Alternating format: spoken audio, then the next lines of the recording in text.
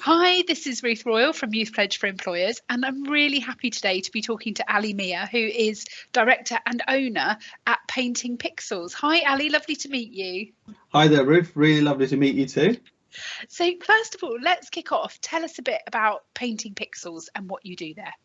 Okay, super. So we are a full service digital marketing agency. So that means we cover full spectrum of digital content creation and distribution, all the way from creating marketing strategies and campaigns and creating utilizing various different mediums, including 3D animation, 2D animation, motion graphics, videos, and we even do programming, which means we create apps and websites as well.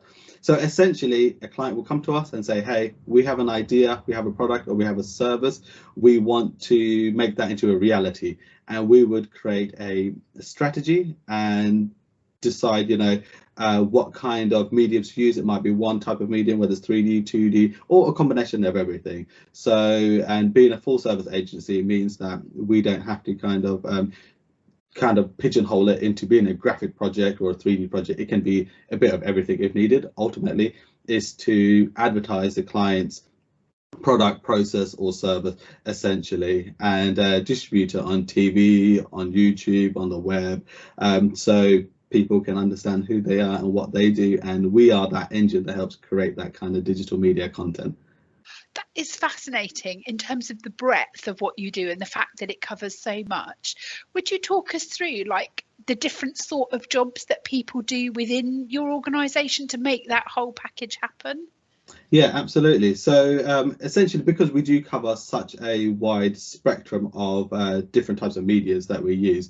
So the typical types of jobs that we would have is 3D artists. So usually 3D artists would have various roles within their own job set. So if they're 3D artists, they'll be responsible mainly for 3D modeling, 3D animation, texturing, rigging, and that whole spectrum. Motion graphics designers will be responsible for graphic design plus animation as well, including 2D character animation, so more akin to the type of things you would just see on like TV. And other roles include like the marketeers who'd help create strategies and content and social media adverts, including the Facebook ads and the Google ads and all that kind of stuff. And then obviously we've got our programmers who would create the apps and the programming and the websites as well. So it all ties in together as like a wholesome digital strategy. And the great thing about the various different roles, it means that everyone can chip in, put in their ideas, and the 3D folk and the digital strategy folk, they come from different backgrounds, they think in different ways, but when they all collaborate, someone will create a strategy and someone will, in their world, if they've only dealt with just graphics and social media stuff, they might think about advertising in a certain way, and then the 3D person will say, hey, look, this particular product that the person's trying to advertise is a engineering item or a new invention. Why don't we create a 3D like blow up demonstration of it? And they'll be like, okay, brilliant, we didn't think about that, let's now integrate it into our strategy. So that's why having the various different job roles and everyone working together really works well, because everyone comes up with ideas that independently they might not otherwise. That is fascinating because having diversity in teams is so important, and in the workplace often diversity of skills is a really powerful combination to make a sort of really dynamic team, which it sounds like sort of happens there. Thinking about Painting Pixels, thinking about those different jobs that you've talked about, Ali, could we perhaps sort of unpick the kind of skills that perhaps you might need in each one? So I just was making some notes as you were talking. So like the 3D artist, for example, what sort of skills are you either looking for in people that come to you, or you support people to develop? What sort of things are you looking for there? Yeah, in regards to the 3D stuff, I mean, one of the most key parts we always say to everybody, when it's a creative part of the jobs, whether it's 3D or 2D or graphic design, everyone always gets bogged down, first of all, on the software. The software doesn't matter. The software's always evolved, they always change. It's just clicking buttons at the end of the day. The core part is the creative bit, which anyone can do. So even if you don't have a computer, you can always grab a pen and paper and you can doodle away. and basically learn that core theory, core talent. And that's what then gets moved into either 3D or 2D or kind of graphic design. And with the 3D stuff, we use various different softwares. We used to use a package called Lightweight 3D. Unfortunately, that software doesn't get supported as well as it used to, and we're seeing a move towards a openware software, which is called Blender, which is free to use, anyone can access, and you can use it for commercial use as well. So for students trying to get into the 3D industry, to download and use a full suite, which is a 3D software, which isn't like a student version or limited version, it is the full version.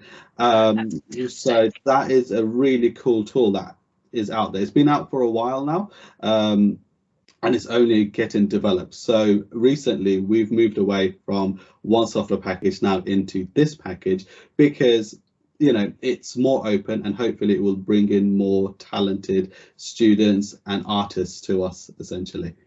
Thank you so much for sharing that, because that's a fantastic tip, like you say, for students who might be thinking, what sort of things can I get my hands on to try to be kind of employment ready, essentially. So with the 3D artists, and I'm guessing maybe with your 2D artists and the motion graphic designers, essentially you're looking for that really, the creativity that people have got, like in their ability to be able to take an idea and think about how to model that, whether that's 3D or 2D. That's exactly it, yeah. So it's a case of always having the idea to visualize and be a director in the mind, and the storytelling aspect, which is super important. They might be just creating a 3D house or some kind of product, or if it's 2D, it might just be a character.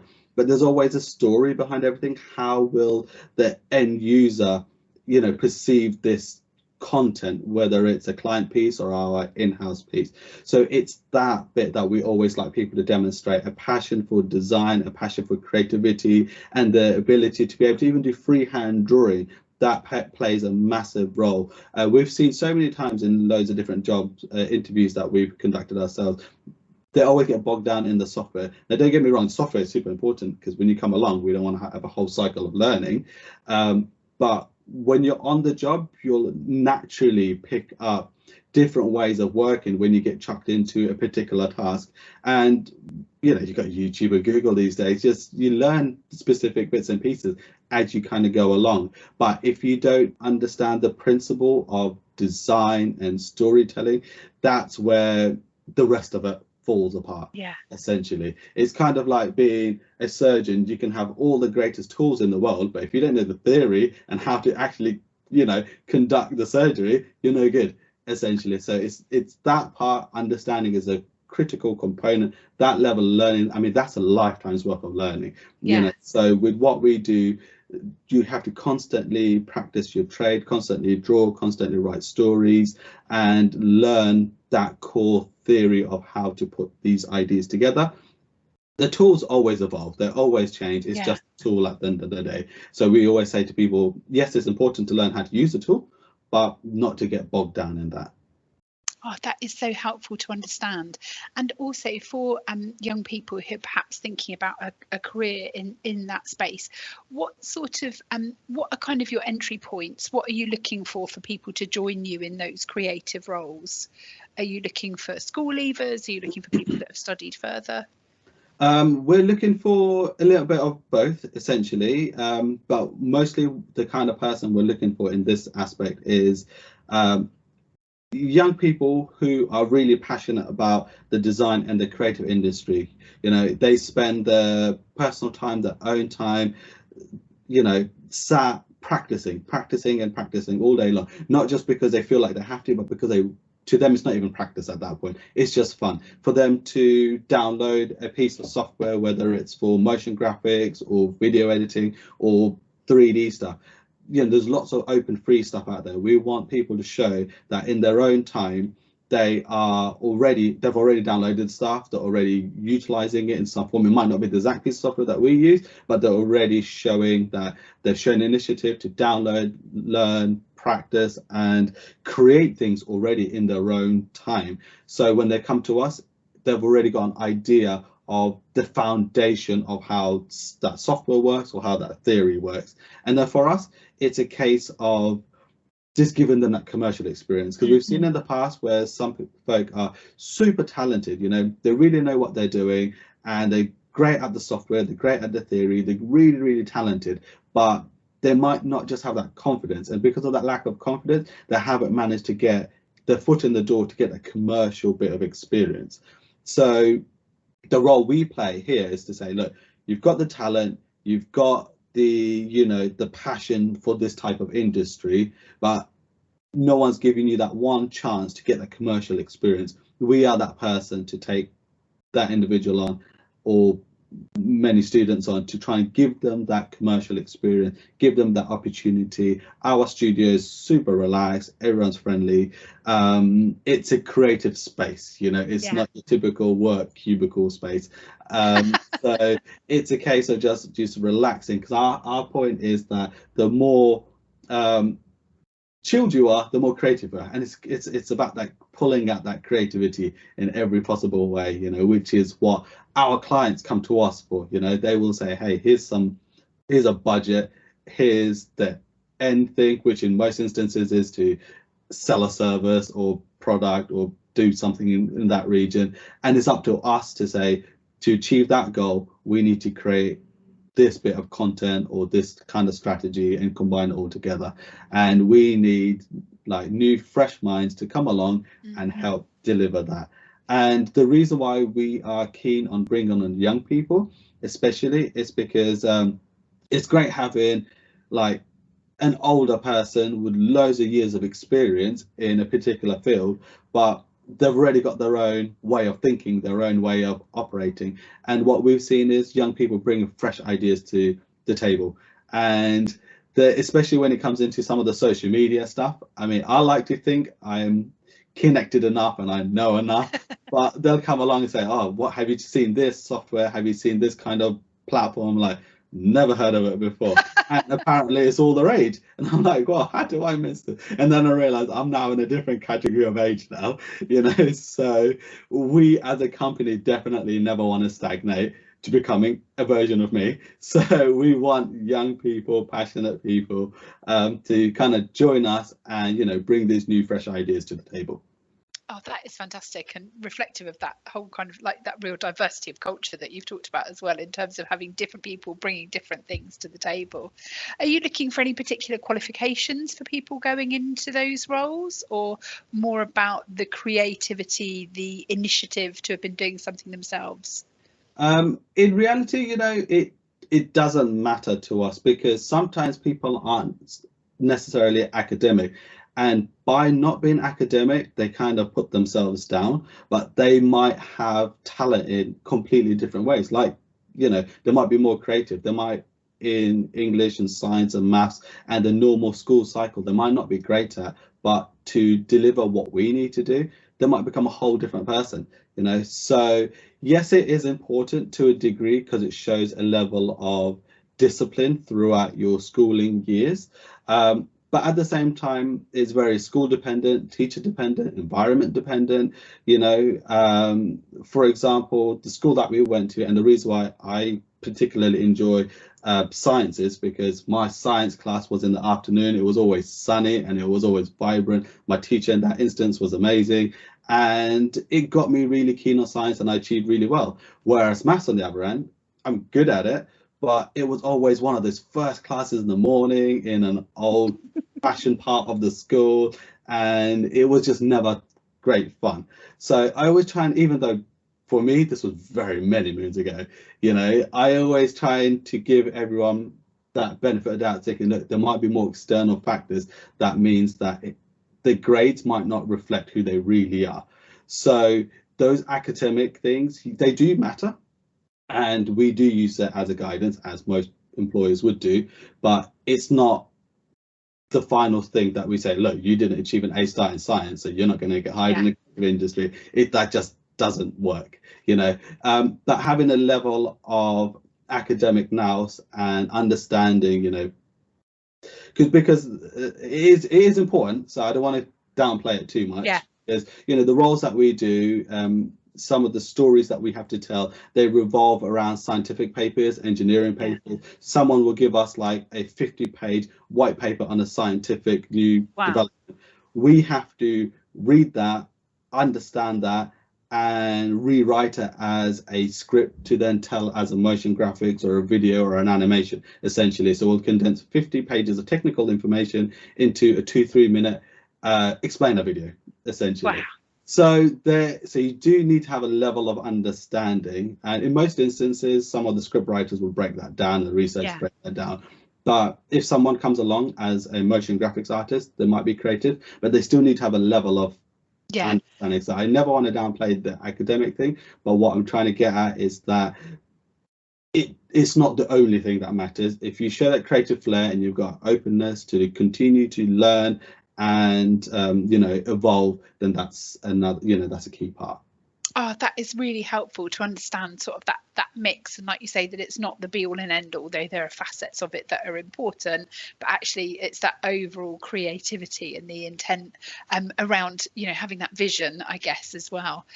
Thinking as well, sort of moving on, I know you said that you have marketers or marketeers, I think, as well. Tell me a bit about what sort of skills they need. So these are definitely the skill set which, without trying to be ageist, definitely is a little bit more, in my experience, it might not be the matter of fact case, but in my experience, young people are better at, because they understand the various different new platforms and communication methods and things that they're kind of working on. So their job role in it mostly is to understand these platforms, and because there's so much out there at the moment, and even for me it's a little bit too much these days, and but they understand it, they're enthusiastic about it, and ultimately our clients want to be present on the most utilized platform that is good for their product or their service, and each client has their own demands. Some of it might be great on YouTube or Twitter or Facebook, or depending on what client is, it might just be Instagram, for instance. So it's up to the marketer to understand what the client needs, what the client is trying to sell or communicate, and pick a platform, if not one or many, and create a strategy and understand the concept of not just the content creation, but the paid advertising. So we do basically the Google ads and the Facebook ads, and put those kind of strategies together. That is a slightly different arm, but the content creation part, which we're kind of keen to work with, which is the part that we basically specialize in, it means that we have to understand the client, have to understand how the platforms deliver, and we have to have the idea, and this is the creative component to the marketing. It's good on all understanding how a platform works, but they have to understand what kind of content now needs to be created. They almost need to be like a director of creativity as well, like in movies or anything, to say, look, we need a video, we need a graphic, we need an animation, and they need to know what kind of video, what kind of animation, and what strategy to put together to then tell the motion graphic artists or the 3D designers or the normal graphic designers what content to create in order to communicate or sell our client services. That is so interesting. So they really need that understanding of those platforms, and also of the intended audience, I guess, of who is out there, like what's the best way to reach them, and then working with your creative teams to say, this is who we're trying to reach, this is what I think we need, go ahead and make those things, and bringing that whole campaign together. Exactly, yeah, that's it. And then that's where that whole collaboration thing that I was saying in the beginning. So they'll communicate and say, hey, I think we need X, Y, and Z for this client. And then the 3D guys or the, the motion graphics people will come along and say, hey, why don't we do this, this, and that as well? And, that's where the communication happens and conversations happens and collaboration happens. And that's where, we then take it to the client, and the client will say, hey, wow, we didn't even imagine an idea or a strategy like this. We thought you were just going to do some Twitter posts for us, that was it. And that's where it really helps, because there are dime a dozen marketing companies, there are dime a dozen graphic companies and all those kind of sorts, and social media companies, but the unique component to what we do is because we are a full service. It means we don't just do the distribution or the social posts. We can combine and create the strategy and create the actual content to deliver that strategy, essentially. And that's why we constantly need new, fresh ideas to help deliver these for our clients, essentially. Oh, that's really interesting to hear more about. Just finally, obviously we sort of, just in terms of those groups, you said about programmers. With people that are sort of doing programming for you, do they tend to come with like a level of expertise? It seems to be quite a specialist area. I think for all the different kind of levels that we've spoken about, the programmers are the people that need to come on board with definitely the most amount of knowledge. They can't one day think, right, I was playing Xbox and now I like games, so now I'm going to apply for a programming job with zero knowledge. It has to be, again, I mean, it's still true for every other department of job that we have, but it's more of a case that they already have a good foundational understanding of the various different languages of programming. So if it's app development, they need to understand the specific languages to that. If it's web development especially, they need to at least have a foundational understanding of PHP, HTML, CSS, JavaScript. They're the basic types of things. They at least need to have created a number of websites themselves, hosted it, and at least dabbled with open CMS platforms like WordPress, the very, very common content management systems. And all of this stuff is freely available on the internet to learn, to utilize, to download, to mess around with. And if someone comes along to us and says, I want to be a web designer and never heard of WordPress, then we're a bit skeptical. We're like, okay, do a bit more homework first. Otherwise we just become, and people have labeled us as this, as a free school.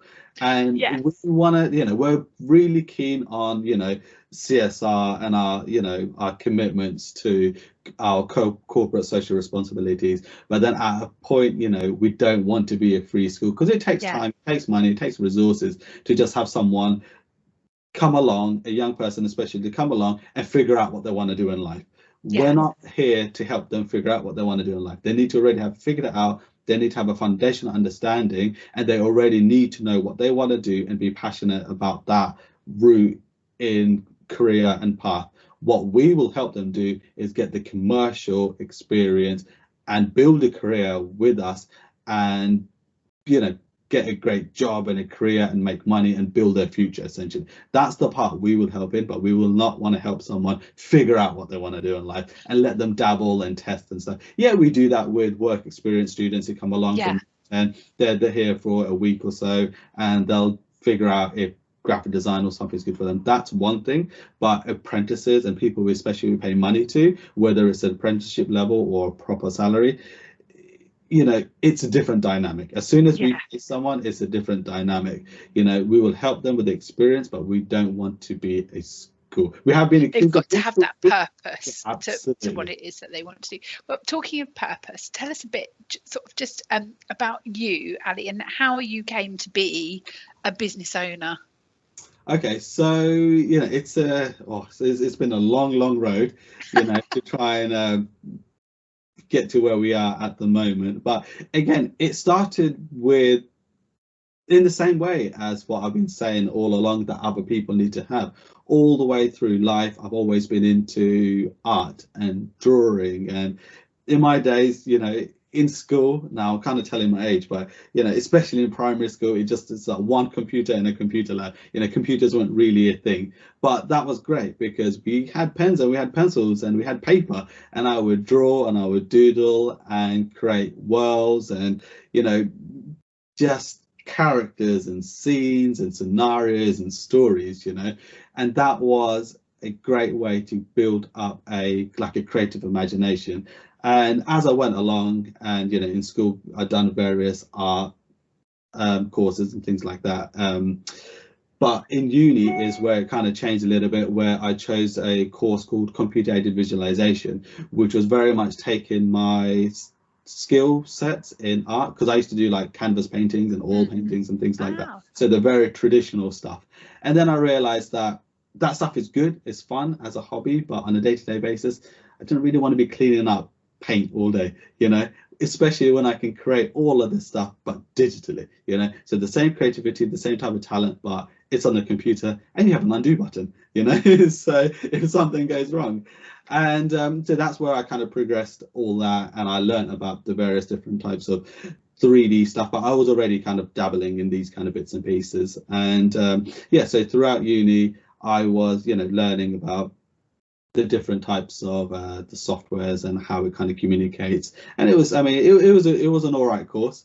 And then during uni, I got a job at another design studio. So at one point, I was actually had a little freelance graphic company. I was doing my dissertation and I was working for this other agency at the same time. So it was very, very busy, like the final few years at uni. But you know, that's what you have to do. You have to be really, really keen. And it showed that particular employer that I was someone who was committed, and I worked for them, gained some nice valuable experience. It was great part, you know, but it wasn't local and I want to do something local. And locally there was graphic design studios, but there was no one offering this whole integrated multimedia studio kind of offering. And I was thinking, well, if no one's doing that, there is no agency locally that does what we do. The most similar thing to us is in London, and I certainly didn't want to move to London. So I created Paint in Pixels. You know, Wow. This was like well over a decade ago now, and you know, we've just been progressing, and it worked essentially. No one else really existed like that, and I don't believe no one really still exists in this particular region that offers to the same level of what we do, especially. That's of course me being a bit biased, but you know, but you know, and so that's what got me into it, and now it means that I have an excuse to do 3D, to do 2D, to do graphic design, to do the whole storytelling. Essentially, this company is everything I enjoy doing as a hobby and being able to deliver it to others. Oh, brilliant. And creating and earning a living in the process. That combination of that passion and your experience is fantastic. Yeah, I mean, that definitely helps. Yeah. And just as a note to end on, Ali, very quickly, could you tell us, if you were to go back, we've asked everybody this, if you were to go back and have a conversation with your younger self starting out on your career journey, what one piece of career advice would you give yourself? You know what? That's a really good question, and that's a question that's come up. I'm also doing this careers thing for the BBC, the 100 years thing that they've got going on at the moment. So I'm going to do that, I think, some point next week. And that was actually one of their questions as well. And so I'll answer it the same way as I answered it for them, which is I wouldn't really say anything new except for just be confident that you're instinctively doing what you believe in and what your passion is, and just follow it. You know, no matter what, just follow your idea, follow your passion, and move ahead with that. Because at the end of the day, if you enjoy what you're doing and it doesn't actually feel like a job and it's more like you're just messing around, every day just feels like we're just messing around, having fun. Now suddenly people give us bags of money. I'm like, this is amazing, you know. And I always say this to young people as well, and I would say the same thing to myself: carry on doing what you're doing and have fun with it and enjoy it, and everything else will follow it eventually, you know. So that would pretty much be what I would say to myself: just do what you're doing. Ali, that is an absolutely brilliant note to end on. Thank you so much for your time today. We've really appreciated it. No problems at all. It's been really wonderful being on. Thank you so much.